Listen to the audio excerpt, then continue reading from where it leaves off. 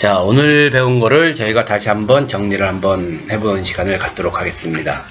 자, 오행의 상생상극에 대해서 배우는데, 이 오행의 상생상극은 상당히 이 오행에서 가장 기본이라고 했죠. 그래서 목화 토금수라는 오행이 나오면은 그 오행에는 항상 상극의 법칙과 상생의 법칙이 항상 같이 따라온다, 이렇게 말씀을 드렸어요.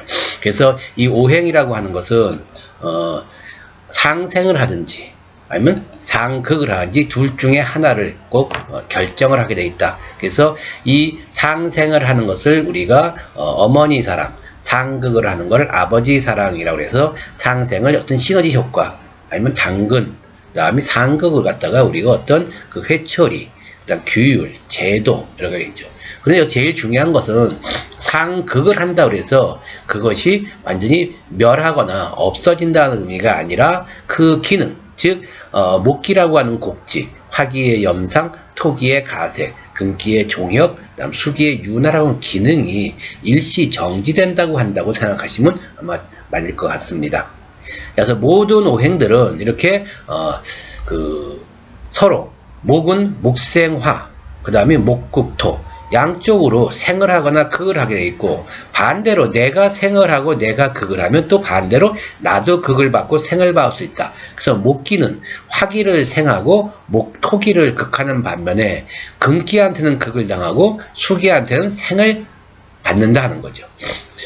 여기서 생을 받는 화기를 입장에서 보면 화기는 뭐예요? 화생토, 토를 생하고 그 다음에 화극금을 극하죠. 대신 뭐예요? 목한테 목생화라는 생을 받고 있다는 것을 알 수가 있습니다. 화기도 마찬가지죠. 화기도 화생토를 하고 화극금을 하고 또 수기한테는 극을 당하고 목기한테는 생을 받는다. 토기 역시 토생금, 토국수를 하면서 목국토, 그 다음에 화생토의 기능을 받는다. 금은 금생수, 금극목을 하면서 화한테는 극을 당하고 토한테는 생을 받는 이러한 그 상생관계가 이루어진다. 수기는 수생목을 하고 수국화를 하면서 그 다음에 토한테 극을 받고 금한테 생을 받는다. 이러한 상생상극은 자연계 이 오행에 있어서는 절대 떨어져서는 떨어지지 못하는 불가분의 관계인데, 이것이 항상 뭐냐면 균형을 맞춰야지. 그래서 오행이라고 하는 것은 전부 이 조화, 균형입니다. 그래서 우리 동양 철학의 가장 기본적인 사상은 중정사상이죠. 중용, 여기에 강하고 약하고 옳고 그름에 치우치지 않고 중간을 지켜야 한다. 그것이 중용이란 말이고, 그 다음에 정이라고 하는 것은 있어야 할 곳에 있어야 한다. 그래서 그걸 정이라고 한다고 그랬죠. 그래서 이 중정사상이 중요한데, 그것이 중정이 되면 뭐냐면 조화를 이룬다는 거예요. 조화.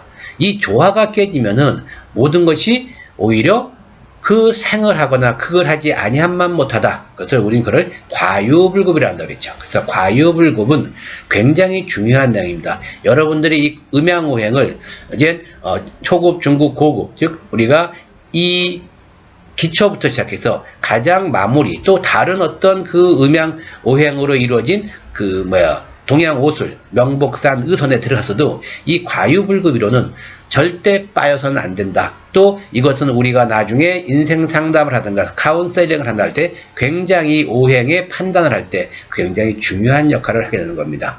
그래서 우리가 상생은 우리가 뭐냐면 요 앞에서 생하는 목화 토금수, 즉 목생화, 화생토, 토생금, 금생수, 수생목을 한다는 이 앞에 부분을 어머니라고 얘기를 했고, 뒤에 이 생을 받는 쪽을 자식이라고 해서 바로 모자 간의 관계라고도 얘기할 수 있죠. 그런데 어머니가 사랑을 주는 게 너무 강하면은 모왕, 어머니 사랑이 너무 많으면 자식이 그만큼 커지는 게 아니라 오히려 자식은 약해진다는 거죠. 이것이 바로 속된 말하면 애미가 자식을 망쳤다. 엄마의 그릇된 사랑이 자식을 더 망칠 수가 있다고 하는 거죠. 그래서 버릇없이 키운다든가 오히려 마마보이가 된다든가 자기 어떤 주관이나 어떠한 그 자기 판단력이 흐려진다는 걸 의미하죠. 그래서 이 모왕 좌세, 그 다음에 또 아래가 되면 모세 자왕 모세가 상생을 하는데 과유불급이다, 이렇게 얘기를 한 겁니다. 그럼 하나를 보죠. 자, 목생화는 원래 화는 목이 없으면은 불이 붙을 수가 없죠. 그래서 목생화란 말이에요. 그래서 화래 목생, 여기에 나오는 이 용어는 우리가 연애자평에 이제 나오는 정의가 돼 있는 과유불급에 대해서 정의가 돼 있는 내용을 요약한 겁니다. 자, 목생화, 화의 목생. 원래 목기는 화한테 의뢰할 수밖에 없지만은 목기, 즉 엄마가 너무 왕하면은 불은 오히려 꺼진다. 그래서 목다화식. 화생토, 화생토인데 화다토초. 뭐죠? 화가 너무 왕하면 토는 가색이 될 수 없고 쩍쩍 갈라지기 때문에 농사로서 질 수 없는 가색지토가 되질 않는다 하는 그런 얘기가 되겠어요. 토생금, 모든 그 흙이나 어떤 토양에서 금이랑은 지하자원이 나온다고 보는 건데 토가 많으면은 오히려 그 지하자원 금은 더 묻혀버리기 때문에 우리가 그거를 채굴할 수가 없다 하는 거를 말하는 거죠. 그 다음에 안반서 물이 계속 나오기 시작해서 금생수료인데 금기가 너무 왕하면은 물이 오히려 철분이라든가 불순물이 많아서 탁해지기 때문에 우리가 먹을 수 있는 음용물 이런 것은 아니지 않느냐. 그래서 금다수탁이라고 그럽니다.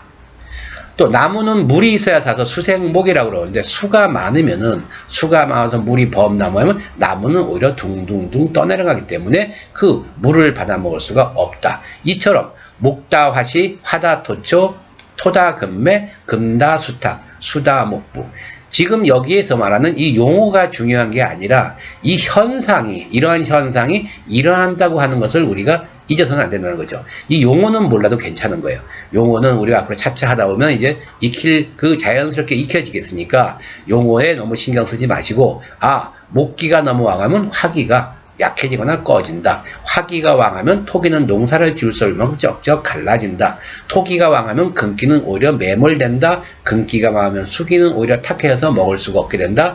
그 다음에 수기가 많으면 목기가 둥둥 떠기 때문에 오히려 그 목이 물을 받아 먹을 수가 없다. 이것이 바로 뭐냐면 모왕자쇠라고 한다는 거죠. 모왕자쇠.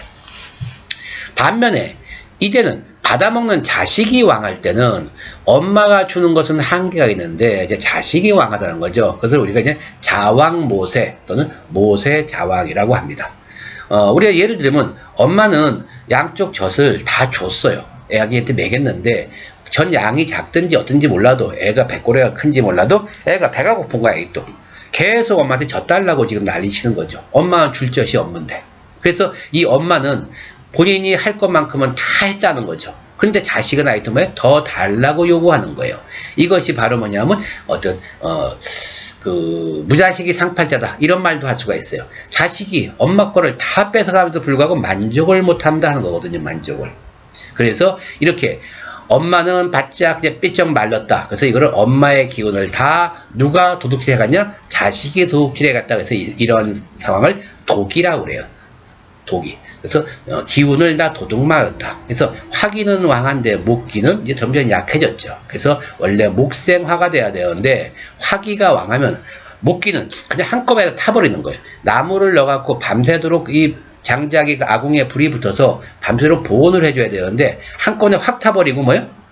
펄펄 끓다가 식어버리는 거죠. 그래서 화다 목분. 불이 너무 세면은 목은 한꺼번에 다 타버린다 하는 거죠. 그 다음에 화생토인데 토가 너무 왕하면은 토다화회. 토가 많으면 오히려 그 화의 기운은 약해지고 희미해진다 하는 걸 의미하죠. 그래서 우리가 큰 산불이 나거나 큰 불이 났을 때는 물로 끌 수 없는 것은 흙으로 끄는 거죠. 그래서 우리가 산불이 났을 때 대부분이 뭐냐면 이제 맞불을 놓죠. 맞불어서 하나의 산에 띠를 만들죠. 그 띠가 뭐냐면 흙이에요. 그래서 이쪽 불이 저쪽으로 넘어가지 못하게끔 막는, 그래서 그걸 우리가 토다화회라고 합니다. 토생금이에요. 토생금인데 금기가 왕하면 오히려 토기는 텅텅 비어버린다. 그래서 금다토약. 그 다음에 금생수인데 물이 안반서 물을 쫙쫙 다 빠져는데 물이 너무 많으면은 그 안반서 나오는 그 샘물의 그 근원지가 물에 잠겨버리죠. 그래서 바로 그걸 수다금침이라고 한다.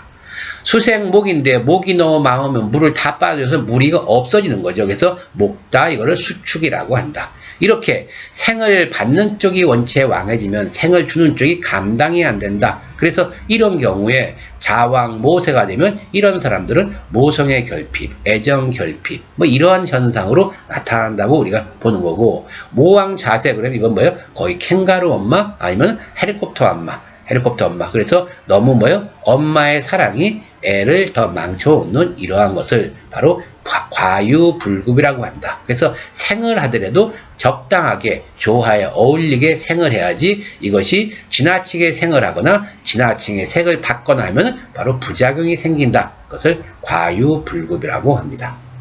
또 우리 극에서도 상극에서도 과유불급이겠죠.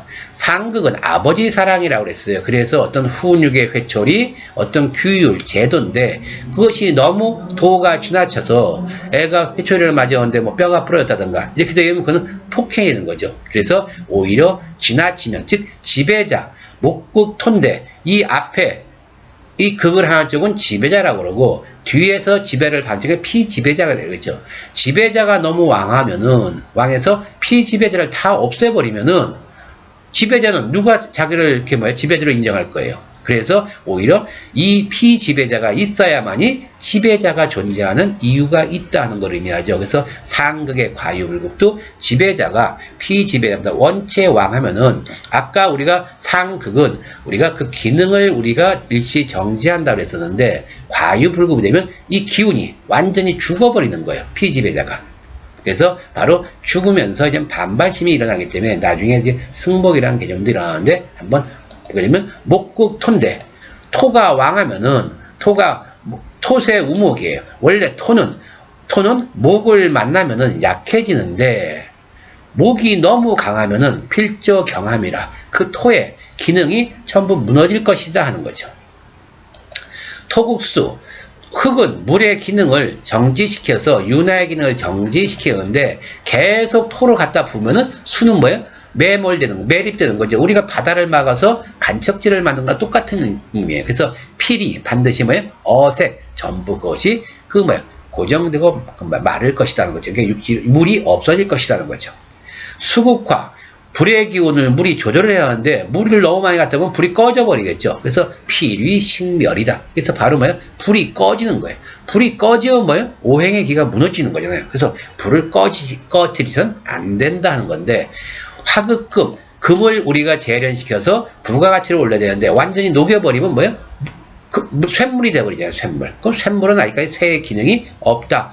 비록 그것이 나중에 이제 강판이 된다든가 철사가 된다든가 어떤 기능적인 면 다시 변하겠지만은 그 다음에 금극목이다. 우리가 이 도끼로 나무를 잘라서 제목을 만들어서 기둥을 써야 되는데 이거를 완벽하게 다 잘라버렸다. 그럼 톱밥이 돼버리겠죠. 그럼 MDF예요. MDF는 기둥을 만들 수가 없다는 거죠. 그래서 금극목인데 바로 금기가 원체에 강하면 감절, 목의 기능은 완전히 다 잘려서 그 목의 기능은 없어진다 하는 것을 의미하죠. 반대로 이제 피지배자가 왕해지면 이것이 이제 반란이죠. 농민의 반란, 백성의 반란이에요. 구테타죠, 한마디로. 지배자보다 피지배자가 왕하니까 결국은 이 피지배자가 지배자이기를 우습게 한다고 하는 것 똑같은 거예요. 능멸당한다, 이럴 때. 그래서 지배자가 능멸당하는 것도 안 된다는 거죠. 왜냐하면 지배자와 피지배자는 먹이사슬같이 우리가 구성이 되는 건데 오히려 피지배자가 왕해지면 지배자가 무너지게 되면 그 어떤 자연 법칙에 위배된다고 하는 걸 의미해요. 그래서 목국토인데 토가 너무 많으면 목을 완전히 묻어버리겠죠. 아니면 잘라버린다는 거죠. 산사태가 나서. 그래서 바로 목능극토, 목은 능히 토를 극할 수가 있는데 거꾸로 토가 왕해지면은 목이 부러지거나 아니면 토중 목매라고 쓸 수 있어요. 그래서 묻혀버린다. 토국수, 물을 막아서 흙으로 물을 막아서 호수를 만드는 이러한 역할을 해야 하는데 완전히 흙을 갖다 부어서 호수를 없애버렸다는 거죠. 그래서 상전벽해를 만든 거예요. 그래서 토는 극수인데 수다 토류, 수가 오히려 더 많아지면 흙이 막지를 못하고 유실돼 버린다. 쓸려 내려간다는 거죠. 그래서 수다 토류. 수국화, 물로써 불을 조절해야 되는데 화기가 원체 왕하다 보면은 물이 다 증발되고 없다. 이렇게 된 거죠. 그래서 바로 그거를 화염수작. 그래서 이게 이제 쪼를 짝자죠. 그래서 물이 조른다는 걸 의미해요. 화극금. 화기로 금기를 줘야 되는데 금기가 너무 많으면 화기가 오히려 꺼져버리겠죠. 우리가 여기서 캠프파이어라든가 이렇게 큰 불에다가 우리가 탱크로 올려놨을 때 고철덩어리를 그럼 그것이 녹기는커녕 오히려 불이 꺼져버리는 걸 의미하죠. 그래서 금다화식이라고 하고 금극목. 바로 쇠로 나무를 잘라야 나무가 원체 단단하면은 자를 수가 없다는 거죠. 그래서 바로 오히려 그 금기가 하자가 생긴다. 그래서 목견금결. 그래서 오히려 그 도끼날이 이빨이 빠진다는 그러한 의미를 갖고 있는 겁니다. 이와 같이 우리가 상생상극의 법칙은 바로 과유불급의 이러한 항상 이론이 우리가 있기 때문에 여러분들이 항상 문제는 뭐냐? 이 오행의 상생상극은 그 균형과 조화가 이루어지는 범위 내에서 상생상극이지 그 조화가 무너지면 상생상극이 아니라 과유불급이라고 해서 오히려 생하지 아니함만 못하고 극하지 아니함만 못하다. 그래서 이 과유불급 이론은 앞으로 여러분들이 굉장히 중요한 때 써먹을 수 있는 그러한 내용이기 때문에 반드시 기억을 해 두셔야 된다고 말씀을 드렸습니다. 다음으로 우리가 이제 하늘의 기운을 우리가 표상하는 것을 10개로 했다. 그래서 청간이라고 하고 10개 때문에 식간이라고 하는 건 나와있죠. 이것은 아마 전부 다 많이 아실 거예요. 그래서 가장 하는 것이 갑을병정 무기경신 인계라고 하는 것을 10개로 했기 때문에 그것은 뭐냐면 어떠한 기운은 반드시 뭐예요? 음양과 오행으로 구성이 되어 있다는 거죠. 그래서 하늘의 식간을 바로 목, 화, 토, 금수로 오행으로 나누면서 이 목이 또 뭐예요? 양과 화도 양과 그래서 양목, 음목, 양화, 음화, 양토, 음토, 양금, 음금, 양수, 음수라는 개념으로 구분을 한다. 그것이 바로 뭐냐면 우리가 잘 알고 있는 갑을목, 병정화, 무기토, 경신금, 인계수라고 하는 것이다. 여기서 갑은 양목이요, 을은 음목이요, 병은 양이요, 정은 음이다. 그래서 갑병무경임은 양을 상징하는 천간이고 을정기신계는 음을 상징하는 식간이다 하는 겁니다. 이러한 이 오행의 곡직, 염상, 가색, 종혁, 윤화라고 하는 이러한 기능을 갖고 있는 것을 우리가 자연물로 목화 토금수라는 자연물로 배석을 했죠. 그래서 그 목이 상징하는 것이 어떤 것인가를 또 우리가 보게 되면 바로 갑목, 을목 중에서 갑목을 보게 되면 바로 뭐냐? 춘목이 있고 봄에 피는 나무가 있겠죠. 그 다음에 여름에 있는 나무, 가을의 나무, 겨울의 나무. 즉 나무는 그 계절에 따라서 해야 할 일과 책임과 의무가 틀리다는 그림이에요. 봄의 나무는 꽃을 많이 피워야 되고, 여름의 나무는 잎이 무성해야 되고, 가을 나무는 뭐야? 열매가 풍성해야 되고, 겨울 나무는 똑바로 올라서 우리가 동량지목, 기둥으로 써야 된다 하는 것을 의미하는 거죠. 그래서 동량지목, 거목을 목이라 간목이라고 하고, 바로 그 성질은 강직, 나무에 똑바로 오니까 강직, 독립, 의리가 바로 가장 대표적인 우리가 그 성질로 우리가 생각할 수 있겠다 하는 거죠. 다음에 을목은 음목이죠. 음목이라서 바로 난초, 그 다음에 연꽃, 선인장, 이끼, 이렇게 간목에 비해서 간목은 기둥이나 석가래를 만드는 동량목이고 음목은 화초목이에요. 화초목, 관목, 그 다음에 굉장히 생명력이 강하기 때문에 가장 척박한 땅에서도 자랄 수 있는 선인장, 이끼, 연꽃 이런 것들이다 하는 거죠. 그래서 화초, 등락에 가깝다. 어떤 그 지주목을 감고 올라가는 그러한 등락해갑의 우리가 특성을 갖고 있다. 그래서 연약하고 집착이 강하고 자유를 상징하고 그다음에 생명력이 굉장히 강한 특성을 갖고 있다고 했습니다. 화에는 병화와 정화가 있는데 병화는 양화니까 태양이죠. 태양도 아침에 떠오르는 태양이 있고 한낮에 태양이 있고 그 다음에 또 저녁 때 지는 태양이 있겠죠. 그 다음에 화산과 용암, 그 다음에 용광로, 포항제철, 고로 같은 이렇게 1000도, 3000도가 넘어가는 이러한 그 화력을 갖고 있는 것을 양화라고 한다. 양화라고 한다. 그래서 양화의 특성은 열정, 예의, 품위, 과시 이런 것을 상징한다고 했습니다. 그 다음에 정화는 음화죠. 음화 때 등촉부위라고 그랬어요. 그 촛불, 등대, 그 다음에 뭐야? 대장간불, 그 다음에 모닥불. 그래서 굉장히 부드럽고 정감이 많고, 그 다음에 호기심이 많은 특성을 갖고 있다. 그래서 바로 희생, 분위기, 호기심, 그 다음에 재테크라는 이러한 특성을 갖고 있다. 토기는 무토와 기토인데 무토가 양토죠. 양토는 큰 대지, 초원, 평야, 광산. 그래서 초원. 그 다음에 큰 댐을 이제 물을 막은 댐이죠. 그 다음에 이거 뭐야? 평야 이런 것들을 우리가 토기라 그러고 굉장히 이 흙은 움직이지가 않으니까 신이 믿음, 포용 아니면 또 굉장히 많은 걸 여기다가 땅에다 물을 넣기 때문에 욕심 이런 것들을 상징한다 그랬습니다. 그래서 바로 포용신이 욕심, 비밀이 이 무토의 특성이라고 할 수가 있겠다. 음토인 기토는 옥토라고 그랬죠. 옥토. 그래서 굉장히 뭐예요? 기름진 땅이다. 그래서 화분에 있는 흙, 문전옥답, 그 그 다음에 정원, 그 다음에 성 이런 것들을 의미하면서 굉장히 이것은 뭐냐면 어떤 박애심이 강하다 했죠. 병들고 힘든 자는 전부 나한테 와라 하는 거죠. 그래서 옥토, 정원, 화분이면서 바로 기능은 선민사상, 그 다음 보살, 보살심, 마리아, 보살 이런 거죠. 나무에서 헌신과 봉사하는, 그다음 소유욕이 강하고, 그다음 기브앤테이크다. 내가 준 만큼 받을 수 있는 이러한 기능을 갖고 있다. 이렇게 말씀을 드렸습니다. 금기는 경금과 신금이 있는데 경금이 양금이죠. 양금은 굉장히 아직 완성되지 않은 금이라고 그랬어요. 그래서 무쇠, 그 다음에 중장비 이런 것들을 의미한다고 그랬죠. 그래서 도끼, 그 다음에 원석, 중장비, 탱크 이런 것들을 의미하기 때문에 굉장히 파워풀하고 강하게 밀고 나가려고 하는 힘은 굉장히 강하고 개혁의지가 개혁의지 굉장히 강하다는 거죠. 그래서 원석, 도끼, 중장비, 개혁, 선봉, 돈키호테, 수렴, 독선을 우리가 의미한다. 자, 신금은 우리가 보석, 예리한 거죠. 반짝반짝 주옥이라서 완성된 보석, 그 다음에 굉장히 예리하고 날카롭고, 그 다음에 스텝으로서의 기획 기능은 굉장히 강하다. 스포츠카, 그다음에 칼, 컴퓨터, 칩 같은 이러한 것들이 신금이다 하는 거죠. 그래서 바로 기획, 계산, 그 다음에 친일성, 그 다음에 굉장히 독설가, 그 다음에 스텝으로서는 최고 기능을 갖고 있다. 수기는 임수와 개수가 있는데 양수인 임수는 큰 대수, 바다 같은 바다, 호수, 큰 강 이런 거라고 했죠. 그래서 바다, 강, 호수, 폭포 이런 것을 우리가 임수라고 하는데 이것은 굉장히 조용하고 침묵을 지키면서 굉장히 속이 깊고 대신 속이 들여다 보이지가 않으니까 흐래 물린 성격을 많이 갖고 있다. 그래서 또 성욕도 여기에 해당되는데 나오는 개수도 마찬가지겠죠. 개수는 음수인데 이건 감노수 또 이슬 같은 조각구름 같은 거라고 했어요. 그래서 이슬, 그 다음에 옹달샘, 무지개, 조각구름 이런 것들을 의미한다. 그래서 바로 굉장히 깨끗한 1급수면서 굉장히 맑고 깨끗하고 청렴하는데 때가 안 묻었다는 거죠. 때가 안 묻었기 때문에 그만큼 어떤 사회의 속세에 물들기가 쉽다. 이렇게 얘기를 했어요. 그래서 바로 샘물, 이슬, 조각구름 이런 것들을 의미하면서 청순, 예지, 호기심, 그 다음 자기만의 이상세계를 갖고 있다.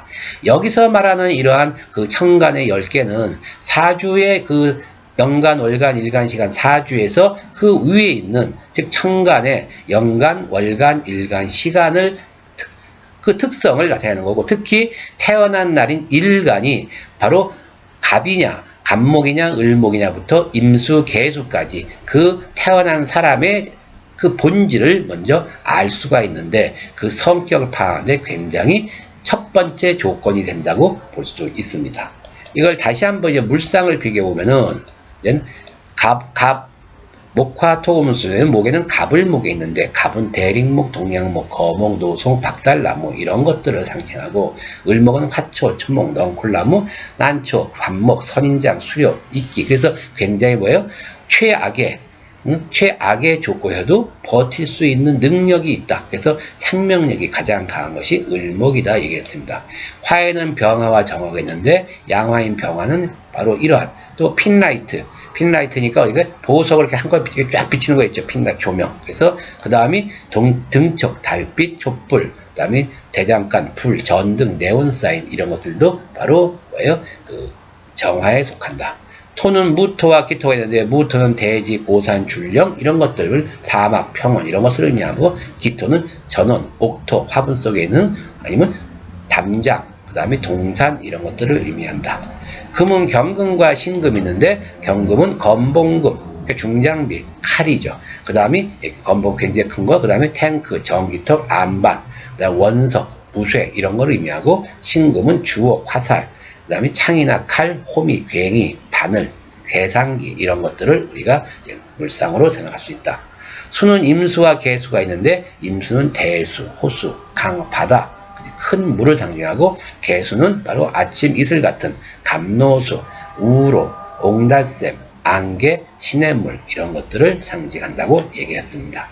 그럼 이런 식간에 우리 성정은 어떻게 되느냐 한번 보죠. 성정은 바로 갑목은 양목이기 때문에 큰 대립목이죠. 그래서 뿌리가 30리까지 뻗어갈 수 있는, 그래서 굉장히 자존심과 보수 기질이 강하고 강직하고 독립심이 강하다는 거죠. 또 경쟁심이 강하면서 라이벌의식이 강한 거예요. 그 다음에 인류병, 꼭 자기가 앞서가야 되겠다는 거하고, 그 다음에 의리, 이런 걸로 모시는데, 여기선 어떤 보수나 강직하다는 것이 특성이 되겠어요. 을은 굉장히 부드럽고 연약한 걸 의미하죠. 그래서 연약하고 부드럽고 버드나무처럼 착착 감길 수 있는, 그래서 자유를 상징하고 등락의감, 이것은 어떠한 지주목을 감고 올라간다는 의미고, 생명력은 타의 추종을 불허한다. 최악의 조건 환경에서도 자랄 수 있다. 물이 많아도 살고 물이 없어도 살고, 그 다음에 뭐예요? 해가 있어도 살고 해가 없어도 살고, 흙이 있어도 살고 흙이 없어도 사는 그런 특성을 갖고 있다. 화에서 병화는 바로 굉장히 강렬하고, 그 다음 예의, 우리가 이제 이것이 오상에서 나중에 배우겠지만, 인의 예지실할 때, 예가 바로 뭐냐면 그 화를 의미하는 겁니다. 품위, 체면, 그다음 과시, 그다음에 사치, 개방, 이런 것들을 의미하고, 정은 따뜻하고 포근한 걸 의미하죠. 그래서 희생, 봉사, 그다음 분위기, 정, 그다음 문화, 호기심, 종교, 이런 것들을 의미한다. 토는 무토와 기토가 있는데 바로 포용, 중용, 그다음에 야망, 신의, 그다음 비밀, 고지식, 이러한 속성을 갖고 있고, 기토는 선민사상, 나는 너랑 틀리다, 선택받았다 해서 왕자와 공주과라고 그러고, 보살심이 가져가서 종교심이 굉장히 강하면서 카운셀러 기능이 강하다. 금은 경금과 신금인데, 경금은 개혁, 총설, 권력, 그다음에 의리, 그다음에 돌격, 미완성, 이런 것들을 의미하고, 신은 세련, 보좌, 그다음에 독설, 청결, 그다음에 민감하고 계산적이다, 이런 것을 속성이 있습니다. 임수와 계수는 바로, 임수는 지혜, 영감, 침묵, 비밀, 침착, 이런 것들을 의미하고, 계수는 맑고 깨끗한 거죠. 청순, 예지, 그다음에 소극적 호기심, 그다음에 생명의 정, 이것이 어떤 뭐예요? 우리의 신체에서는 생식기 계통을 의미하는 거죠. 그래서 유혹, 이런 것들이 굉장히 직간의 속성에 들어간다고 말씀을 드렸습니다.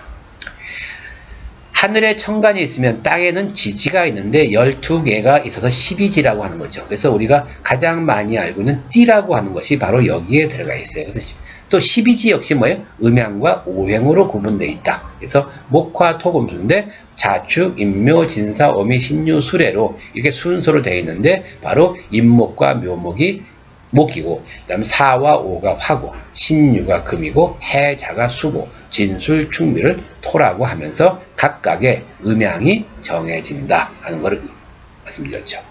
자, 지지는 우리 손바닥 결장법을 갖고서 우리가 알 수가 있다고 그랬어요. 그래서 이 손바닥에 왼손이죠. 왼손을 엄지손가락으로 여기 제일 아래 라인과, 그 다음에 요 두 번째 손가락, 그 다음에 제일 손끝, 그 다음에 마지막 새끼손가락을 돌아가는 요 띠가 12개 띠다. 그래서 이거를 그림으로 이제 오른쪽 그림 같이 그렸다는 거예요.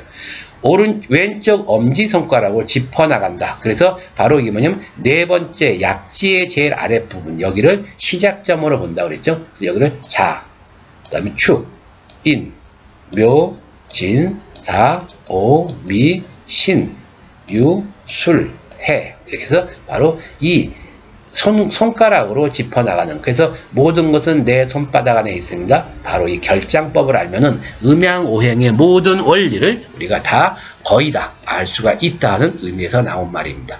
이거를 이제 여기서부터 자가 되는 거죠. 자, 축, 인, 묘, 진, 사, 오, 미, 신, 유, 술, 해.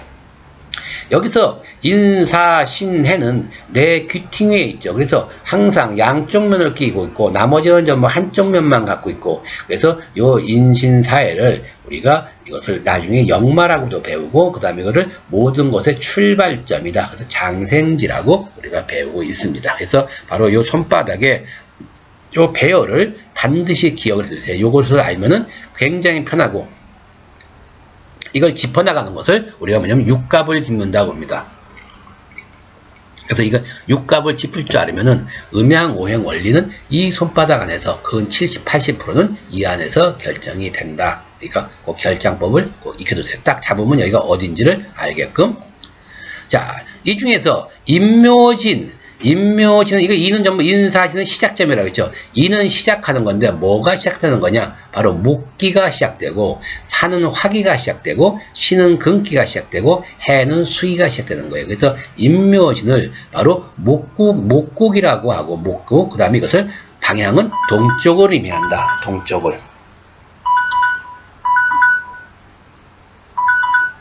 그 다음에 이 사오미는 바로 화기를 의미하면 남쪽을 의미하고 신유술은 서쪽과 금기를 의미하고 해자축은 북쪽과 수기를 의미한다 이렇게 하는 겁니다. 그래서 인묘진 동방 목국, 사오미 남방 화국, 신유술 서방 금국, 해자축 북방 수국 이렇게 우리가 얘기를 하는 겁니다. 그래서 다시 말씀드리면 인묘지는 동방 목국이요, 사오미는 남방 화국이요, 신유술은 서방 금국이요, 해자축은 북방 수국인데 바로 이 계절이 시작점이 바로 여기 인월부터 인월이 시작되죠. 1월, 2월, 3월, 4월, 5월, 6월 그래서 동지 섣달까지. 그래서 1, 2, 3월은 우리가 뭐냐면 목기면서 동쪽이면서 또 봄을 의미하는 거죠. 그래서 봄. 그 다음에 4, 5미는 여름, 4월, 5월, 6월이니까 그 다음 7, 8, 9월은 가을, 그 다음에 10월, 11월, 12월은 겨울. 여기서는 바로 음력을 의미하는 거고 바로 이 인묘지는 바로 뭐냐면 목국인데 동쪽이고 4, 5미는 남쪽, 그 다음에 신유술은 서쪽, 해자축은 북쪽을 또 나타난다고 그랬습니다. 자, 이 1년 360일을 추나추도 나오면 90일씩 나오면 4, 9, 36이 되겠죠. 근데 엄밀한 의미에서는 봄은 순수한 봄은 72일이다 하는 거죠. 그러면 90일 중에서 18일은 뭐냐? 18일은 봄에서 여름으로 넘어가는 환절기다. 그거를 우리가 이제 책에서는 장하라고 돼 있어요. 장하. 그 다음에 이거는 화진기. 봄에서 화기로 가고 있는 그 진행하는 쪽이다. 그래서 18일. 이것이 요즘 말로 하면 이것이 이제 환절기가 되겠고 여름도 마찬가지죠. 순수한 여름은 72일에 환절기가 18일. 가을도 72일에 환절기가 18일. 겨울도 72일에 환절기가 18일. 그래서 이렇게 우리가 사방, 동서남북, 그 다음에 사계, 추나, 추동, 그 다음에 목화, 토금수라는 이런 5행까지 전부 우리가 이 결장법을 갖고서 알 수가 있다. 종합적으로 말씀을 드리면은 바로 이 목기라고 하는 것은 동쪽이면서 색깔은 청색이다. 그래서 그것을 지키고 있는 사시는 청룡이고 남쪽은 붉은색이면서 주작이를 지키고 있고 가운데는 중앙 황색이며 구진이라고, 그 다음에 서쪽은 흰색이며 백호, 그 다음에 북쪽은 검은색이며 현무. 따라서 우리가 사신도라고 할 때 좌청룡, 우백호, 남주작, 북현무라를 쓰는 바로 이유가 바로 여기서 말하는 동서남북 목화 금수를 의미하기 때문이다. 그 다음에 인간이 지켜야 할 5상이 있는데 그것을 우리가 인의 예지 신이라고 한다 했죠. 그래서 목기는 인을 상징하고, 그래서 이 인은 목기면서 동쪽이기 때문에 서울의 사대문의 동대문의 이름은 동대문이 아니라 흥인지문, 그래서 인자를 넣어서 동쪽을 상징했다. 남쪽은 남대문이니까 국보 1호는 남대문이 아니라 숭례문이죠. 그래서 레가 들어갔다. 그 다음 가운데는 신이죠. 서울 가운데 가장 중심부에는 보신각이라는 믿으신자를 쓰는 정각이 있고, 그 다음에 이 서쪽은 의를 상징하기 때문에 돈이문, 북쪽은 지를 상징하기 때문에 홍지문. 그래서 인, 의, 예지, 신이라고 하는 바로 인가이결 5상이 또 이 5행서부터 나온다 하는 거죠. 그 다음에 우리가 오장육부를 말할 때 간신비패신이라고 하는 바로 간담은 목기고, 그 다음에 이거는 인체 속에 들어가 있는 오장육부고, 바깥에 나와 있는 기는 기관이죠. 그래서 눈, 손톱, 그 다음에 손가락, 발가락, 손발 이런 것들은 전부 목기의 우리가 기관이다. 화기는 심장과 소장을 화기라고 그러고, 그 다음에 혀와 얼굴을 화기로 우리가 외관으로 나타난다.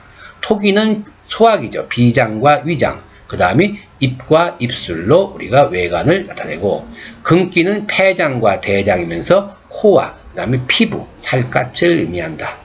수기는 신장과 방광이면서 귀와 머리카락을 그래서 발이라고 그러죠. 그래서 귀와 머리카락을 우리가 수기로 본다. 또 우리가 이제 많은 분들이 이제 발음이라든가 이러지 할 때 오음이 있는데, 오음은 바로 아설순치후라고 하는 것이 있습니다.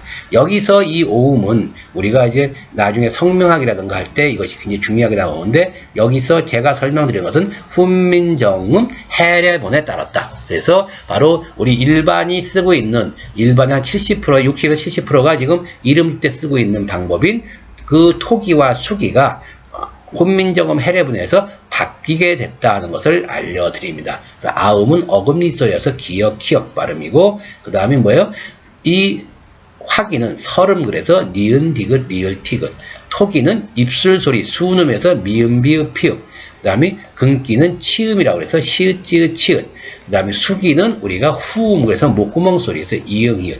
여기서 순음인 토기와 후음인 수기가 현재 일반인들이 아니면 현재 성명을 하신 분이 한 60% 정도는 이것을 바꿔서 쓰고 있는 현상인데, 이것은 바로 이제 이 순음이 입술 소리면서 미음, 비읍, 피읍이 토기고 후음이 목구멍 소리 이응이면서 그것이 수기를 나타낸다는 이것으로 전부 바뀌어져야 한다는 것이 바로 제 주장이고, 현재 이런 추세가 점점 이제 확산되고 있다. 그 이유는 한글을 창제하신 그 세종대왕께서 한글을 만든 원리, 그 발음기관상의 원리를 훈민정음 해례본이라는 책에 이미 쭉 그것을 기록을 해놨는데, 거기에 순음이 토기고 후음이 수기라고 해놨다 하는 겁니다. 그래서 이 발음기관상에도 이것이 맞고 또 오행상으로도 이것이 맞기 때문에 이제 이것으로 우리가 따라야 된다고 생각을 합니다.